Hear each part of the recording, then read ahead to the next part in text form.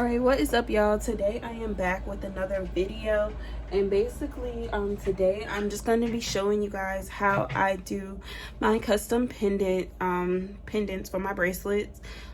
So I'm gonna probably in the thumbnail I have a picture of the final product, but basically I've already cut out this customer's picture.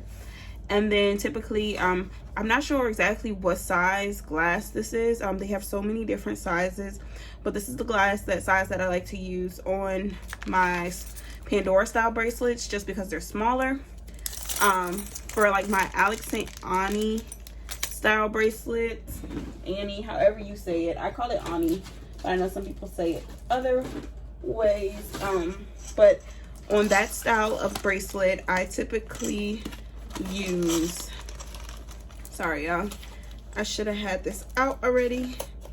On that style of bracelet, I use like this size glass. So all these things you can purchase on Amazon. Of course my vendor sells them as well, but if you want them quick and you know you're not you're just doing it for small projects or whatever the case may be, you can you can get them off of Amazon, and I can probably link it below as well in the video. But this is the different sizes. So basically, as you can see, this size is what I use on my Pandora style, and then this size is what I typically use on my Alex and Annie. As far as my preference, I would say I do like this size better because it's bigger, of course, so the picture will be bigger. This size is more smaller, but to me that one is more I don't know how to explain it. It's just, either or. But I actually have removed both of these from my site from right now, but I will be adding them back. I just have been kind of trying to revamp my site in a way, so once I get that together officially, I will be adding them back. But also the last one I just showed you that I like to use my Alex and Annie, that is a 1 inch glass. So typically I use my 1 inch hole puncher when I am punching that one, typically because it's an easy circle. I got my 1 inch puncher from Michael's, so it's just a 1 inch circle puncher, and typically I just place it on the picture and then punch the picture out. But since this one is smaller, I do go ahead and size it up, basically, you know, manually, I guess you would say. And then I just trace it with like a pencil all the way around, and then I just will cut it out. So basically this the tracing just helps me for sizing purposes. I just go in with some regular scissors and I just cut around my outline. Super easy. You know, of course it's not going to be a perfect cut like the hole punch. The hole punch is perfect, well, precise, as you could say. That's why typically I do like to use the hole punch, but like I said, I can't use the hole punch when I'm doing these ones. I have to actually cut them. But that is my circle. Of course it kind of looks like an oval, but it'll still be okay. Next, what I go in with is I used to call this my magic potion, but it's actually diamond glaze. You can get this also off of Amazon. It's like I don't know what you would call it, like a resin item, and it just helps with sealing the glass. So I'm going to show you guys how I do that. Basically, sometimes the top, it'll, the way I have it in the bottle, it sometimes gets stuck, so I just take like a little toothpick, I guess you could say, just to punch it through so that I can get it back flowing. But now it should be good. Yep. So basically I just take my picture. I'm not sure if you guys can see that. Let me see if I can zoom in. Okay.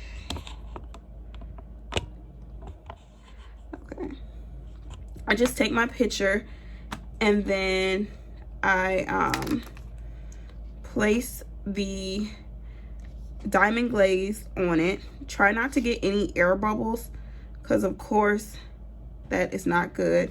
So I just place a nice little size dot on my picture, and then what I'm going to do is go in with my glass. If you guys can see that, go in with my glass and make sure it is even, and then I'm gonna press it down.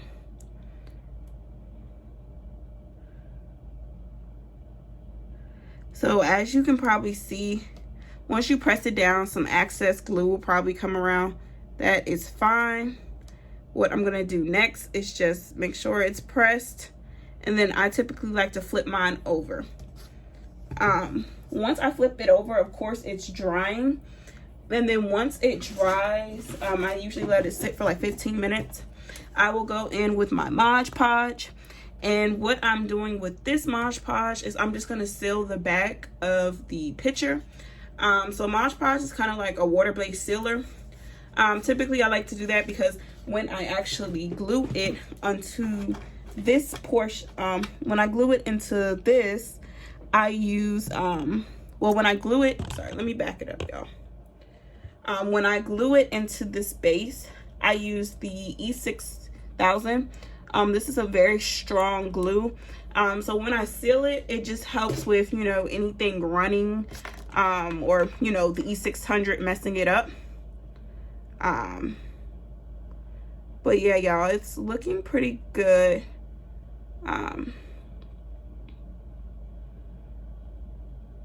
Yeah, it's looking pretty good. So what I will do is come back to you guys once it dries, which will be in about 15 minutes.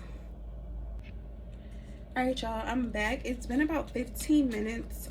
So now what I'm gonna do is I'm gonna open my Mod Podge, and I like to just take a Q-tip and stick it in to get a little bit on the Q-tip, and then I just easily coat the back of the glass. So I do about 3 coats. So I just make sure that I am spreading it across nice and easy. And I will do about 3 light coats of that. So I'm gonna let this first coat dry, and then I'll do it 3 times, and then once I do that, I'll come back to you guys and show you guys my next step. Typically I do let this Mod Podge kind of dries quickly, but I typically let this go for about 10 minutes, and then I will go ahead and put the other coats on there. So it'll be about 30 minutes, and then I'll come back to you guys and show you guys the final steps. All right, y'all, I am back. It is the next day. I mean, you don't have to let yours sit this long. I just, you know, forgot, honestly, and came back to it. But now I am going to glue the glass portion, on the, I guess you call it like a plate. Yeah. So I'm taking my E6000, like I told you guys before. This glue is very strong, so I recommend like you don't get it on anything but what you need to get it on. As you can see, if you hear something loud there, it's taking out the trash trucks are running. But as you can see, I did basically all of my work on like a piece of paper, just because I don't want to get anything on my dresser because it could mess up. Actually, when I first started doing this, I was doing a lot of things on top of my laptop. I don't know why, but now my whole laptop has like glue and stuff, and I've been trying to scrape it off, and I still have stuff up there. So just, you know, letting you guys know in advance, make sure you're working on like a construction or cardboard or something, because this kind of stuff can get very messy. You know, it's easy to be like, you know, neat, but it still can get very messy, especially. So just take my E6000, and you can get this literally like anywhere. Well, I'm not gonna say anywhere, but Walmart, definitely, Michael's,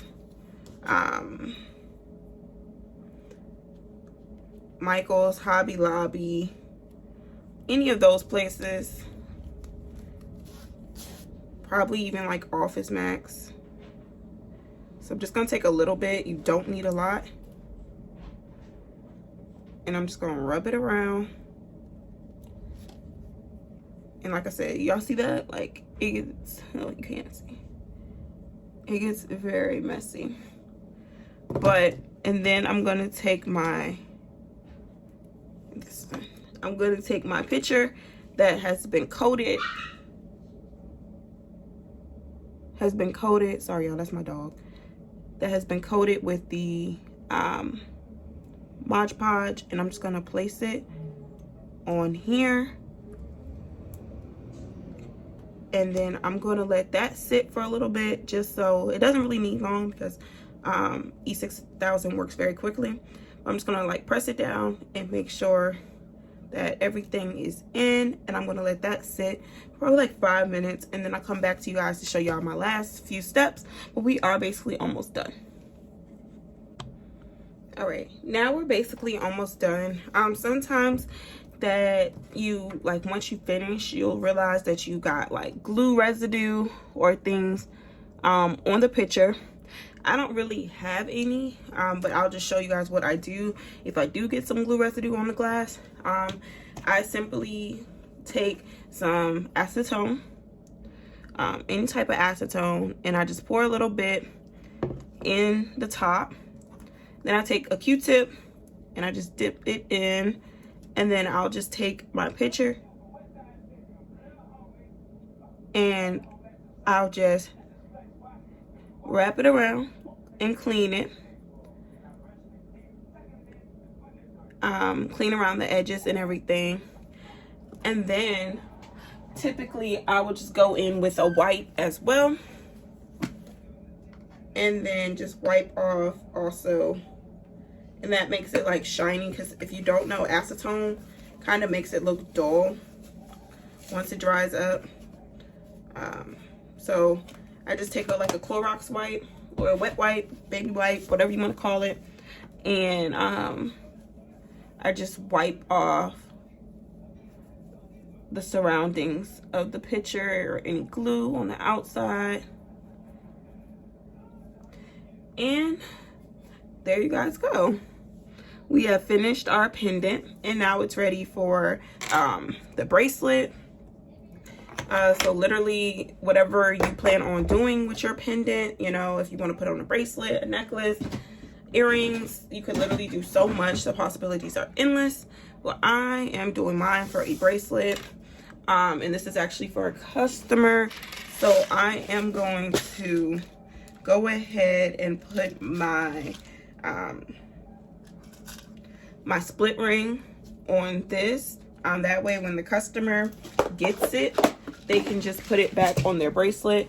I do sell the bracelets in whole, but this was just a added one for a customer. So I am just going to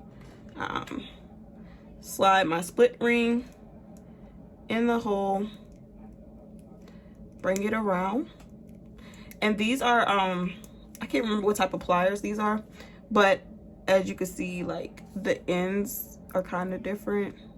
You would need these if you're working with split rings and things. I think they're called split ring pliers, honestly, but don't give me the lying. And yeah, here we go.